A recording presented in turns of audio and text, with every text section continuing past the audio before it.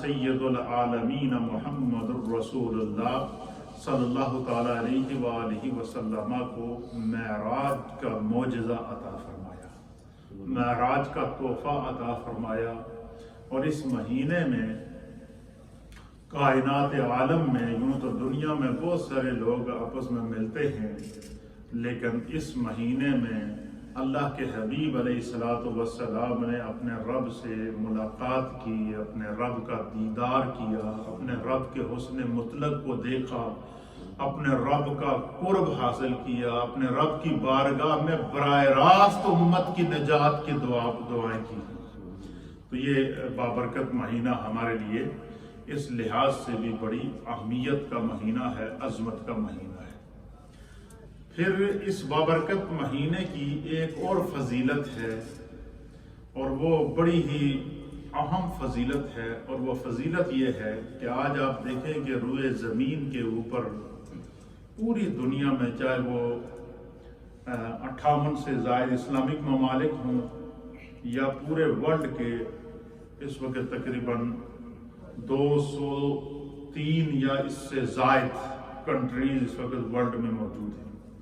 پورا ورلڈ جو ہے اس وقت 203 یا اس سے کچھ زائد یا کم بھی ہو سکتا ہے، above the 200 countries میں this world is divided to the 200 above the 200 countries، یعنی 200 سے زائد کنٹریز کے اندر یہ اس وقت ورلڈ ڈیوائڈ ہے، پورا ورلڈ تقسیم ہے اور ہر ملک کا اپنا کانسٹیٹیوشن ہے۔ اور ہر ہوئے زمین، ایک وہ وقت تھا کہ جب میرے مصطفیٰ کریم صلی اللہ تعالیٰ علیہ وآلہ وسلم نے آج سے 1400 سال پہلے جو ہے اللہ تعالیٰ کے آخری نبی کی حیثیت سے جو اعلان نبوت فرمایا تھا، اور آپ کے فیض سے اور آپ کے وصال تک، اعلان نبوت سے آپ کے وصال تک تقریباً 1.25 لاکھ، جس طرح کہ میں نے گزشتہ جمعہ میں آپ کی خدمت میں پیش کیا تھا کہ 1.25 لاکھ کے قریب صحابہ اکرام جو نبی علیہ السلام پر ایمان لائے، یہ صحابہ اکرام پھر پورے ورلڈ کے اندر پھیلے، حتیٰ کہ اہل سیر نے یہ لکھا ہے کہ حضرت امیر المؤمنین خلیفۃ المسلمین حضرت سیدنا فاروق اعظم رضی اللہ تعالیٰ عنہ کے دور حکومت کے اندر، آپ کے دور خلافت کے اندر، صحابہ اکرام نبی پاک کے دین کے سفیر بن کر پورے ورلڈ میں پھیل چکے تھے، اور اسلام افریقہ تک پہنچ چکا تھا، ادھر سینٹرل ایشیا تک پہنچ چکا تھا، ادھر کشمیر تک پہنچ چکا تھا، اور اس طریقے سے پورے ورلڈ کے اندر صحابہ اکرام جو ہے وہ اسلام کے نمائندے بن کے پھیل چکے تھے، اور پھر وہ اپنا گھر بار وہ بھول چکے تھے، کیونکہ ان کے سامنے اسوہ مصطفیٰ تھا کہ مصطفیٰ کریم نے دین کی خاطر مکہ سے ہجرت کی، اپنے بال بچوں کو چھوڑا، اپنے خاندان کو چھوڑا، اپنا سارے معاملات کو دین کے لیے چھوڑ کر آپ جب مکہ سے ہجرت کر کے مدینہ طیبہ پہنچے تو پھر کیا ہوا؟ پھر جو ہے وہ آپ نے وہیں پر ایسا بسیرا کیا، اہل مدینہ نے جو ہے وہ اپنی نگاہوں کو فرش راہ کیا، اپنی محبتوں کو فرش راہ کیا، اور پھر اس مدینہ کی سرزمین میں ریاست مدینہ قائم ہوئی، اور 1.25 لاکھ کے قریب صحابہ اکرام دنیا کے مختلف حصوں میں پھیلتے گئے۔ جس ملک کے اندر صحابہ اکرام نے قدم رکھا، خدا بند قدوس نے نبی پاک کی درسگاہ سے، نبی پاک کی بارگاہ سے تربیت پانے والے صحابہ اکرام کے ان قدموں کو اس ملک کے لیے اتنا بابرکت کیا کہ آج روئے زمین کے اوپر 203 سے زائد کنٹریز موجود ہیں، جس میں تقریباً 58 کے قریب جو ہے وہ یا اس سے زائد اسلامک کنٹریز ہیں، اور اس طرح پورے ورلڈ کے اندر مسلم اور غیر مسلم جو کنٹریز ہیں، پورے ورلڈ کے اندر کوئی ملک ایسا نہیں ہے، چاہے وہ اسلامک ملک ہو یا غیر اسلامک ملک ہو، کہ جہاں پر آج کی ڈیٹ میں مسلمان موجود نہ ہوں، یا یہاں مسجدیں موجود نہ ہوں، یہاں مدارس موجود نہ ہوں، یہاں دین کا پیغام موجود نہ ہو۔ تو یہ نبی پاک صلی اللہ تعالیٰ علیہ وآلہ وسلم کی تبلیغ کی برکت تھی کہ پوری دنیا میں اسلام جو ہے وہ اس وقت پہنچ رہا ہے، اور دن بدن اسلام اتنے چیلنجز کے باوجود وہ پھیل رہا ہے۔ تو رجب کا مہینہ جب بھی آتا، نبی اکرم صلی اللہ تعالیٰ علیہ وآلہ وسلم کیا فرماتے، اس مہینے کے لیے خاص طور پر برکت کی دعا کرتے۔ اسی طریقے سے جہاں جہاں پر اسلام پہنچا وہاں پر مسلمانوں اسلام کو پھیلانے کے لیے اللہ تعالیٰ نے اپنے محبوب کے صحابہ، پھر ائمہ دین متین، اولیاء کاملین اور ایسی محبوب شخصیات کو ان ممالک اور کنٹریز کے اندر بھیجا کہ جن کے وجود سے اللہ نے اتنا بڑا کام لیا ہے کہ آج وہ ہمارے رہبر ہیں، رہنما ہیں، مقتدا ہیں۔ آپ دیکھیں کہ قرآن حکیم فرقان مجید یہ اللہ تعالیٰ کی نازل کردہ کتاب ہے، اور یہ نبی علیہ الصلوۃ والسلام کے سینہ اطہر پر نازل ہوئی، اور 23 سال کے کم و بیش عرصہ کے اندر قرآن کریم اللہ تعالیٰ نے نازل کیا۔ لیکن قرآن حکیم کے بعد تمام مفسرین کا اور محدثین کا اس پر جو ہے وہ اجماع ہے کہ قرآن کے بعد اگر روئے زمین کے اوپر کوئی اسلامک بک ہے جو سب سے زیادہ اتھینٹک ہے، جس کو اصح الکتب بعد کتاب اللہ کا لقب دیا گیا، اس کا نام صحیح بخاری شریف ہے۔ اسی طریقے سے صحیح مسلم شریف ہے۔ اسی طریقے سے جو ہے وہ سیاہ ستہ کی جو مین بڑی 6 میجر بکس ہیں احادیث کی، جس میں جامع سنن ترمذی ہے، سنن ابو داؤد شریف ہے، نسائی شریف ہے، تو اس طرح جو ہے وہ یہ 6 بڑی میجر بک جن کو سیاہ ستہ کہتی ہے، ان تمام جتنی بھی احادیث کی بڑی کتب ہمارے پاس موجود ہیں جن کے ذریعے دین ہمارے پاس پہنچا ہے، یہ سارے کے سارے ان کتب کے جو مصنفین ہیں جنہوں نے ان احادیث کو مرتب کیا ہے، اور جو ائمہ دین متین، ائمہ اربعہ ہیں، اور اسی طریقے سے دیگر جو ائمہ دین متین ہیں، ان میں سے 95% ائمہ احادیث اور ائمہ دین متین وہ ہیں کہ جن کا تعلق جو ہے وہ غیر عرب کنٹریز سے۔ جو بات میں آپ کو بتانا چاہتا ہوں کہ اسلام کا فیض دیکھیں، امام بخاری آپ کا تعلق بخارا سے تھا، بخارا عرب کے اندر نہیں آتا، یہ پرشین سٹیٹس کے اندر آتا ہے۔ امام مسلم آپ کا تعلق سمرقند سے تھا، یہ بھی جو ہے وہ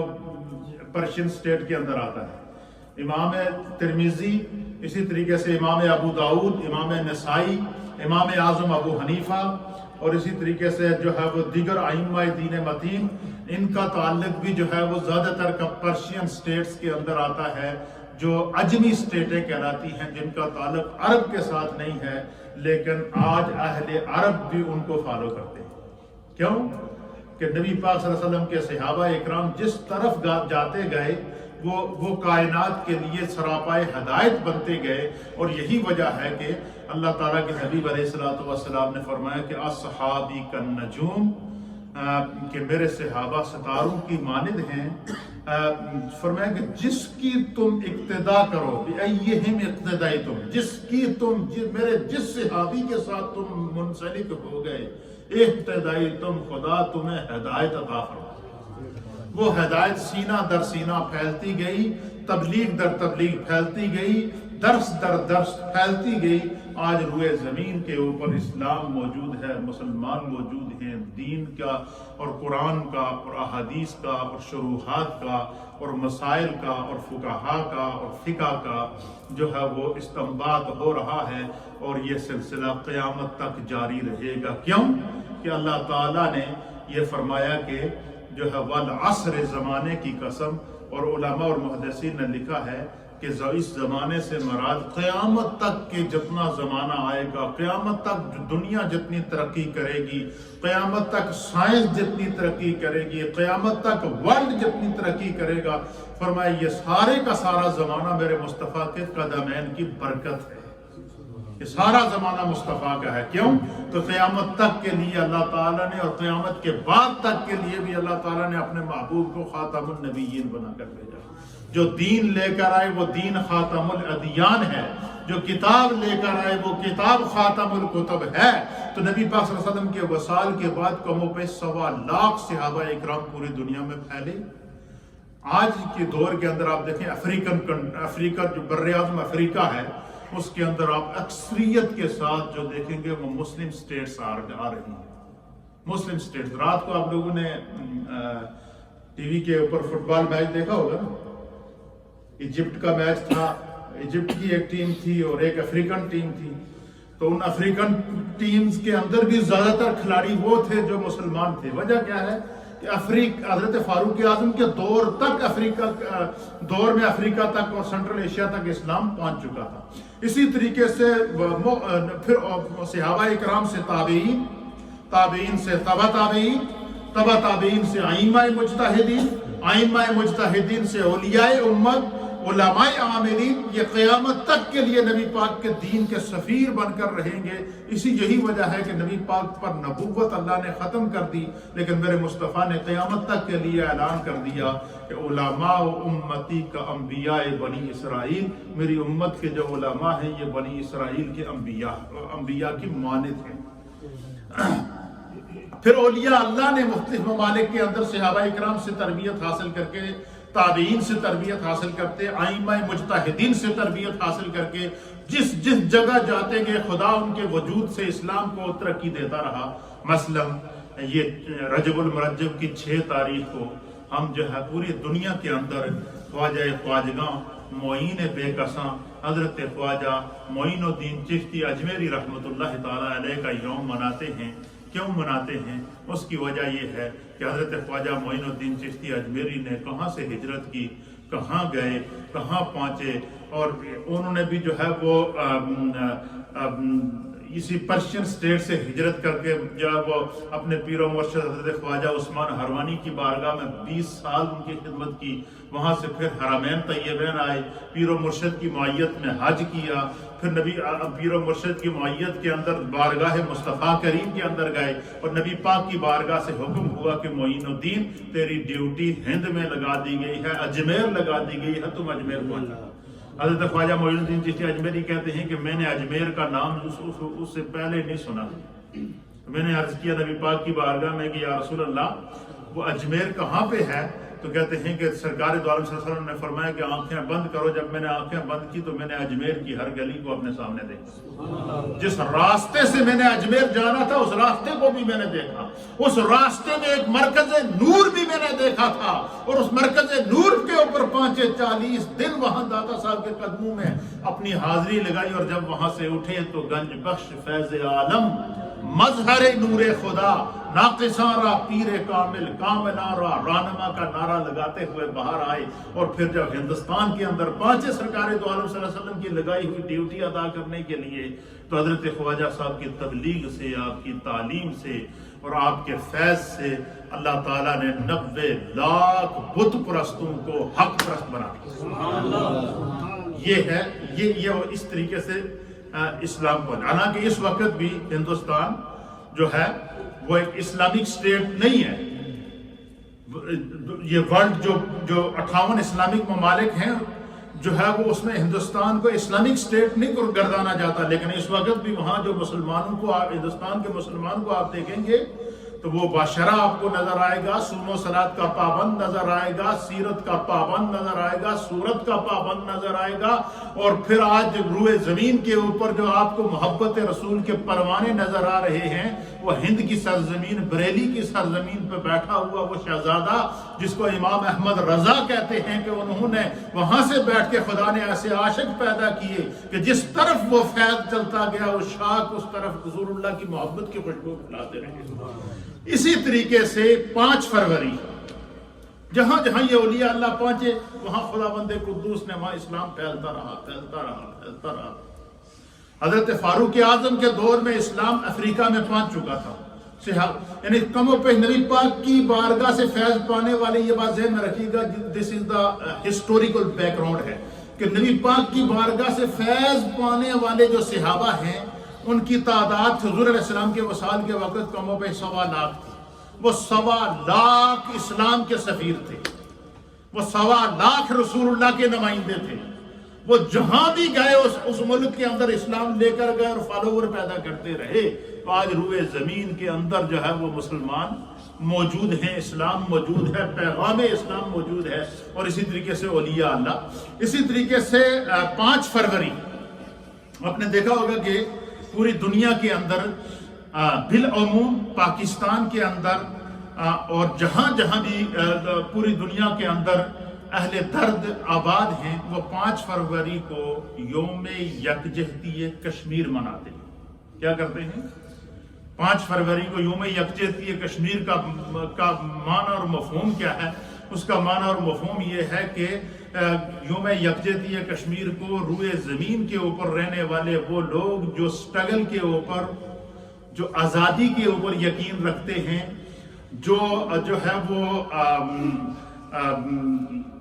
اپنے وطن سے محبت کا جذبہ رکھتے ہیں، چاہے کسی بھی وطن کے رہنے والے ہوں، جن کو اپنے ملک سے، اپنی جائے پیدائش سے محبت ہوتی ہے، وہ کشمیریوں کے ساتھ اظہار یکجہتی کرتے ہیں. تو 5 فروری کو، کیونکہ کل 5 فروری ہے اور 5 فروری کو یوم یکجہتی کشمیر منایا جاتا ہے. اس کی وجہ کیا ہے؟ کشمیر کا بھی ایک تاریخی پس منظر ہے. ریاست کشمیر جو خطہ زمین کے اوپر یہ ٹکڑا ہے زمین کا، کشمیر جس کو کہتے ہیں، اس کو ریاست کشمیر کہتے ہیں. اس کا ایک بہت بڑا ہسٹوریکل بیک گراؤنڈ ہے، اس کی ایک بہت بڑی تاریخی حیثیت ہے، اس کا ایک بہت بڑا تاریخی پس منظر ہے. اور اس تاریخی پس منظر کے اندر جو ہے وہ جب ہم جائیں گے تو پھر آپ کو پتہ چلے گا کہ دیکھیں کہ ہمارے اکابرین نے کس طرح اسلام جو ہے وہ پہاڑوں کے دامنوں تک پہنچایا، کس طرح اسلام جو ہے لوگوں کے سینوں تک پہنچایا، کس طرح اسلام جو ہے وہ لوگوں کے دلوں تک پہنچایا ہے، کس طرح اسلام جو ہے وہ لوگوں تک پہنچایا ہمارے اکابرین نے. تو یوم یکجہتی کشمیر، اس میں کشمیر کے لیے، ریاست کشمیر کے لیے جو سٹرگل کی گئی، اور کشمیر کا جو خطہ ہے اس کو بھی جس طرح کے سنٹرل ایشیا کو اولیاء کی سرزمین کہا جاتا ہے، اور اس کی جہاں اور برکت ہے، وہاں ایک برکت علماء اور اہل سیر نے یہ لکھی ہے کہ جب انسان اول حضرت سیدنا آدم علیہ نبینا علیہ السلام کو جب اللہ تعالیٰ کی حکمت مرضی سے حضرت سیدنا آدم علیہ السلام جب حکم ہوا کہ آپ نے جو وہ جنت سے زمین پر اترنا ہے، تو حضرت آدم علیہ السلام جب زمین پر اتارے گئے اور آپ کے ساتھ حضرت حوا کو جب زمین پر اتارا گیا، تو حضرت سیدنا آدم علیہ نبینا علیہ السلام کو زمین کے جس خطے پر اتارا گیا وہ خطہ ہمارا خطہ تھا، جس کو سنٹرل ایشیا کہتے ہیں. حضرت آدم کو کہاں اتارا گیا؟ سنٹرل ایشیا کے اندر ایک ملک ہے جس کو سری لنکا کہتے ہیں. سری لنکا کے اندر ایک پہاڑ ہے، اس پہاڑ کا نام ہے سرا اندیب. کیا نام ہے؟ سرا اندیب پہاڑی کے اوپر حضرت آدم علیہ السلام زمین پر اترے. سب سے پہلے زمین کے جس خطے نے، زمین کے جس حصے نے، مٹی کے جن ذروں نے سب سے پہلے اللہ کے نبی کے قدم چومنے کی سعادت حاصل کی ہے، وہ سنٹرل ایشیا کی زمین ہے. حضرت آدم علیہ السلام، اور بعض روایات کے مطابق اہل سیر نے لکھا کہ حضرت آدم علیہ السلام جب سری لنکا کے اندر، سنٹرل ایشیا کے اندر جب جنت سے زمین پر اترے، تو پھر حضرت آدم علیہ السلام نے 300 سال تک اس پورے خطے کی سیاحت کی. پورے سنٹرل ایشیا میں 300 سال تک آپ پیدل چلتے رہے. اور علماء اور محدثین نے لکھا کہ حضرت آدم علیہ السلام کے قدمین کی اتنی بڑی برکت تھی، کیونکہ اللہ تعالیٰ فرماتا ہے کہ وَعَلَّمَ آدَمَ الْأَسْمَاءَ كُلَّهَا، کہ اللہ تعالیٰ نے جب حضرت آدم علیہ السلام کی برتری کو تمام فرشتوں پر ثابت کرنا چاہا،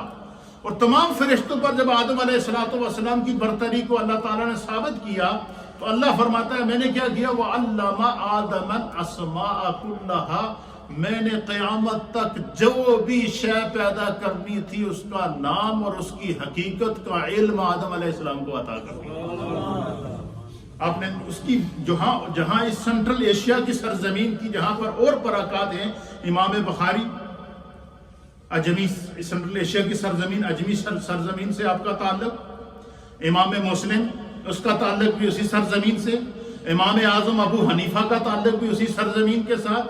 اسی طریقے سے جتنے بھی ائمہ اربعہ گزرے ہیں، اور اسی طریقے سے جتنے بھی جو بڑے بڑے محدثین گزرے ہیں، جن کی وجہ سے آج ہم دین سیکھ کر اور مسجدوں کو آباد کیے ہوئے ہیں، ان تمام کا تعلق اس سرزمین کے ساتھ ہے۔ وجہ کیا ہے؟ فرمایا جس خطے سے آدم علیہ السلام کا قدم لگتا رہا، خدا نے اس خطے کے اندر ائمہ کو پیدا کیا، علماء کو پیدا کیا، دینداروں کو پیدا کیا، اس خطے کو اتنا زرخیز بنا دیا کہ سارے ائمہ جو ہے وہ وہاں سے پیدا ہوئے۔ یہ اس کی برکت ہے۔ پھر اسی طریقے سے یہ اولیاء اللہ پھر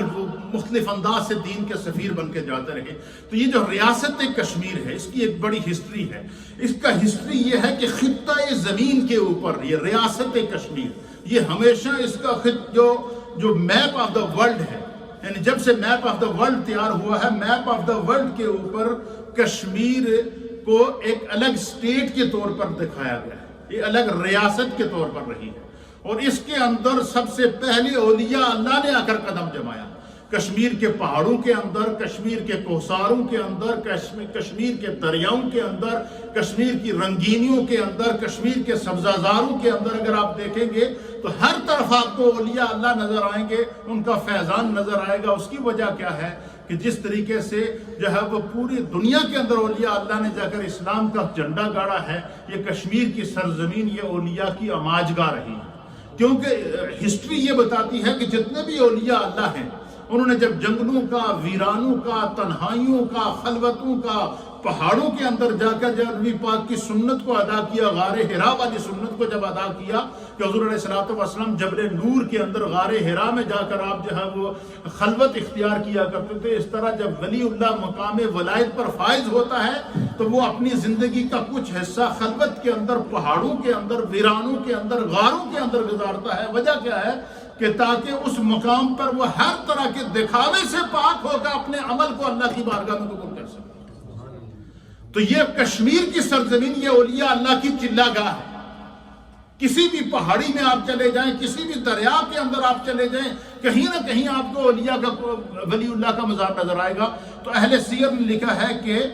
آج سے 600 سال پہلے، کتنے؟ 600 سال پہلے کشمیر، ریاست کشمیر کے اندر 1321 عیسوی کے اندر ترکستان سے ایک اللہ کے ولی، بہت بڑے ولی کامل، ترکستان سے ہجرت کرتے ہوئے انہوں نے کشمیر کی طرف رخ کیا، اور ان کا نام النامی اسم گرامی تھا حضرت سید شرف الدین المعروف حضرت بلبل شاہ قلندر رحمۃ اللہ تعالی، حضرت بلبل شاہ قلندر رحمۃ اللہ تعالی علیہ آج سے 600 سال پہلے ترکستان سے ہجرت کر کے آئے، اور آپ کے ساتھ جو علماء اور محدثین نے لکھا ہے کہ آپ کے ساتھ کم از کم 1000 علماء اور ائمہ تھے۔ حضرت بلبل شاہ کشمیری رحمت اللہ علیہ کے ساتھ ہے 1000 علماء تھے، 1000 مشائخ تھے، 1000، اور وہ سارے کے سارے ان کے خلفاء تھے، مریدین تھے۔ حکم ہوا بارگاہ مصطفیٰ سے کہ بلبل شاہ آپ نے کشمیر، ریاست کشمیر آپ کو دی جاتی ہے، جس طرح حضرت خواجہ معین الدین چشتی اجمیری کو حکم ہوا کہ اجمیر آپ کے حوالے کیا جاتا ہے، حضرت داتا علی حجویری کو حکم ہوا کہ لاہور آپ کو دیا جاتا ہے، اسی طریقے سے حضرت سرکار غوث اعظم رضی اللہ تعالیٰ عنہ کو تمام اولیاء کاملین کا ہیڈ بنا کے، غوث اعظم بنا کے، تمام اولیاء کا سرکردہ بنا کے اللہ تعالیٰ نے جو ہے وہ ان کو مرکز اور منبع بغداد عطا فرما دیا، اور اسی طریقے سے کائنات کے اندر جو اولیاء پیدا ہوئے، اسی طریقے سے خطہ کشمیر کے اندر، ریاست کشمیر کے اندر حضرت بلبل شاہ رحمت اللہ تعالیٰ علیہ 1000 خلفاء کے ساتھ جب وہاں پہنچے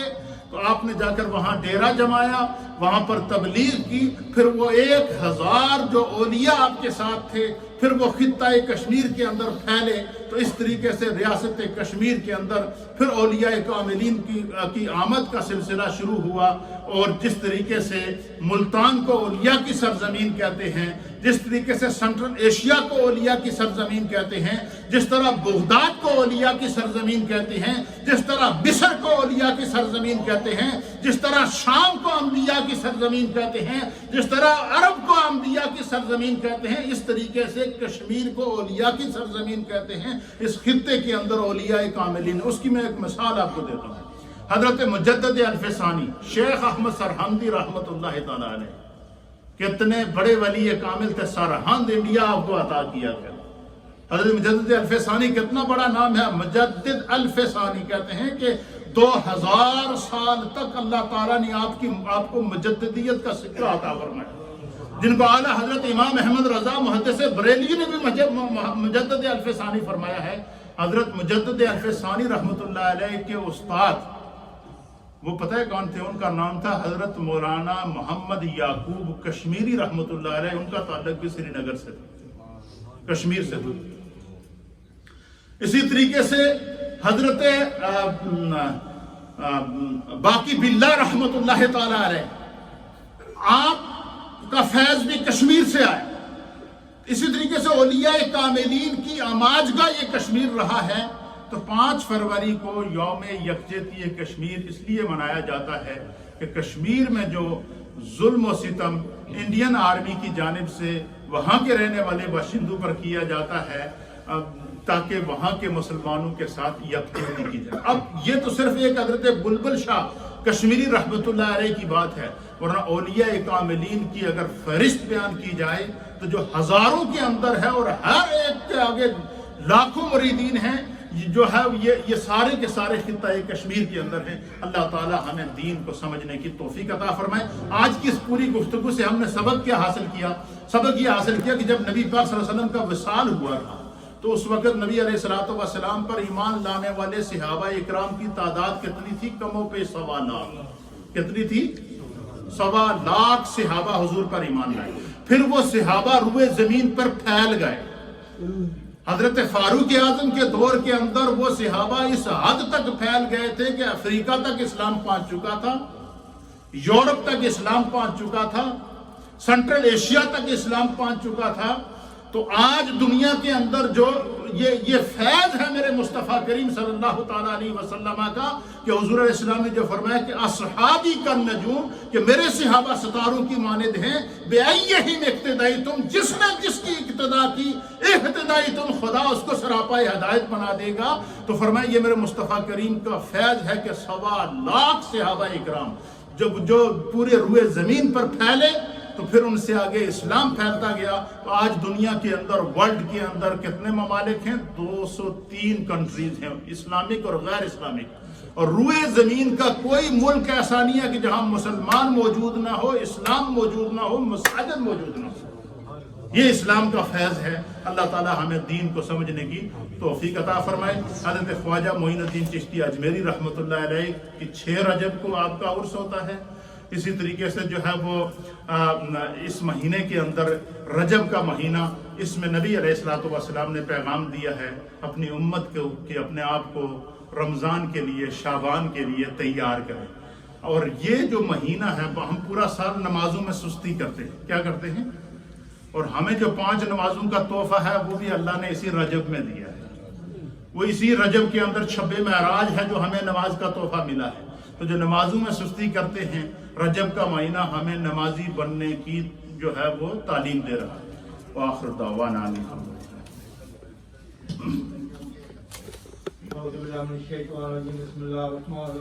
اپنے آگے آگے آنے سارے